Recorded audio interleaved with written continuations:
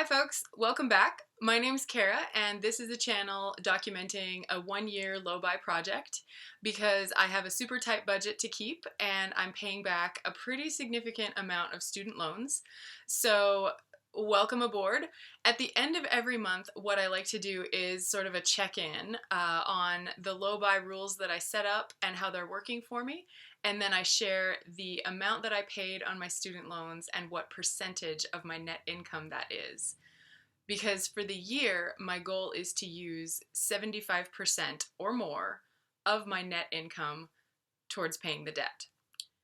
There are other videos explaining how I got into all my debt, and I fully acknowledge that I got into all of my debt. There's another video also explaining all the specific rules of my low buy, but I will be kind of reviewing them very quickly here as well. So welcome, it's the end of February and it's time to check in on how the month has gone. Overall, in February, I felt pretty good about my low buy rules and how I was doing on my budget. I frequently wanted to make impulse buys this month, and it was harder to keep my rules this month, although I did. My first low buy rule is that I just leave my money at home. And this is because I'm just so easily tempted. If I have access to my money with me, I will think of something throughout the day that I want. And I work at a store, so there's always something there, whether it's a snack like pork rinds or there's lots of cute little merchandise at the store where I work, and a lot of it fits my own aesthetic and how I like things. So there's always temptations, and I just leave my money at home because I'm vulnerable to that. This month I did do that, and it prevented all of those impulse buys. Very lucky and good that it does. I probably, if I had just gone with every impulse, I could have easily spent $70, $100. I mean, I want a pork rind every day, and it would have probably happened. So I leave my money at home, and that worked, and it worked again in February very well. My second low buy rule is that I don't do any shopping online or subscribe to anything. And I broke this rule. I broke this rule this month. I broke it by, I was reading an article, and in that article, there was a link to a place where you could compare your vehicle insurance with other quotes. So I didn't really think about it. I followed the link, and before I knew it, I was plugging in my numbers and comparison shopping, and then I bought something online. But it saves me money. I did find an insurance policy for one of my vehicles that will save me close to $120 over the course of the year. So I bought that policy. I canceled my old one. The old company refunded me the remainder of, because you pay ahead of time. And then, anyway, I was reimbursed for some money from the old company. And the new one, I paid in full for a year up front. So I don't even have to think about it for another year, which is great. But comparison shopping was kind of cool to do. I've never really done that before so successfully. So I might comparison shop again within the year. So I did shop online. My third rule is that I use up every bit of what I have before I'm allowed to go find any more. And in February, I didn't run out of anything, so I didn't have to worry about getting any more. My fourth rule, I can buy anything that's in my budget up to the amount that is set. And that also was a rule that I managed to keep this month. I did buy groceries, of course. I did buy some fuel, and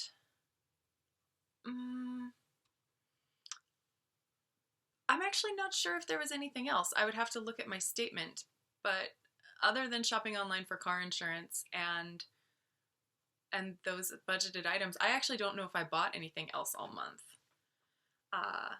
And then I can go to the doctor as I need to. I can buy a prescription as I need to, and thankfully, again, in the month of February, I did not need to. The store where I work gives us a punch card, and if you use alternate transportation, like if you walk or ride a bike, you get a punch, and after you've filled the punch card, you get $10 basically as a gift certificate at the store. So I did that all month. I think I will earn a card in the next few days, and then maybe I'll get some pork rinds. But I can spend those however I want because they're not money I can use anywhere else. It's in store only. And then my last rule is, because I do some side gigs of cleaning and lots of cleaning and some pet sitting, I can use side gig money for anything that I might want if I've gotten 2 months ahead on my rent.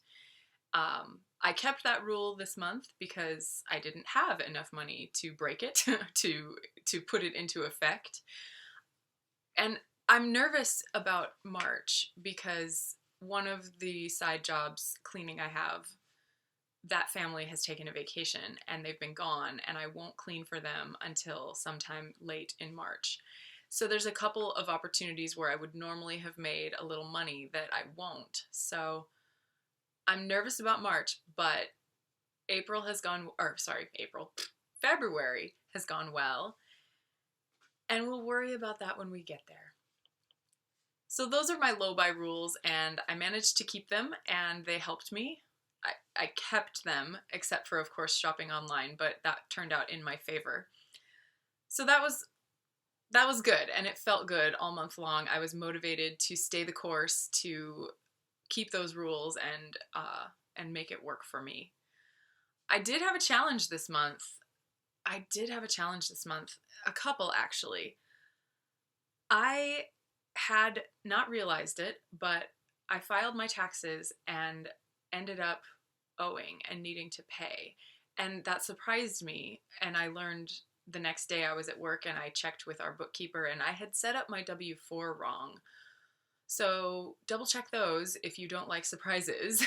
I hadn't been withholding enough. So I took a little hit when I filed my taxes.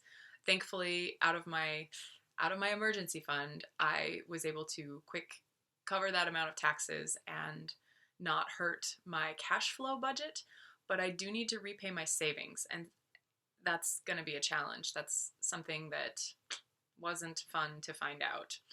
But I did fix my W-4 so that my withholdings moving forward will be greater, a little bit of a hit to the paycheck, but I won't get this cumulative surprise again in the future. I do hate surprises like that. And the other challenge I had this month was just simply how often I felt like impulse buys. And I know that for me, impulse buys are usually not about the thing itself that I'm looking at and wanting. For me, impulse buys are about wanting an emotion of not having to worry about money. I wish I were in a position where an impulse buy doesn't cause me stress or set me back. So I'm looking for that emotion, and obviously making an impulse purchase will wreck my progress towards getting that feeling that I actually want. So I struggled with that feeling, but I did not make impulse buys, and therefore maybe someday I will. All of this cumulatively added up to a month where I made my goal. It was kind of exhilarating, and I realized it about a week and a half ago, maybe a little earlier than that. I realized I might just get my goal. I might be able to pay and use 75% of my net income and pay a big, nice chunk of my debt off. And it's awesome. So I made a payment. The two loans together, I paid $1,890, and that represents 76.6% of my net income. So I made my goal plus a little bit more, and it felt so good to make a payment of that size and to just know that, yes, a certain amount of it goes onto the interest of these loans, but I have hit the balance, or not the balance, the principal, with a really nice like punch to the face, like take that loan. I got you. You didn't get me this month, and I'm really happy about that. So 76.6% of my income I used on debt. And sometimes I think about how, okay, that was 76% of my income that I poured down a hole. But I have to if I ever want that 76% for myself again or for any of my goals. I have to fill that rat hole with all of the money I owe before I get to zero and can have what I want built up for myself. So 76%, we're getting better. We're getting closer. And I'm a little nervous about March. I know my income might not be quite as big, but I might still be able to pull off using a very high percentage of it towards the debt. So stay tuned.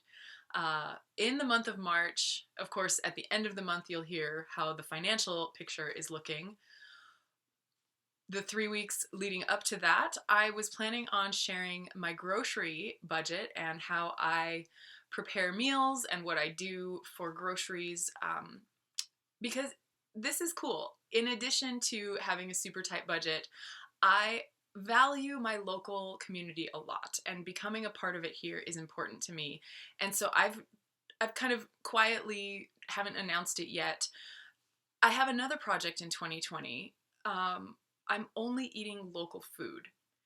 Oh my goodness, I'm only eating local food on a super tight budget. How does that work? I'm really excited to share that with you in March. So stay tuned and we'll have a lot of fun.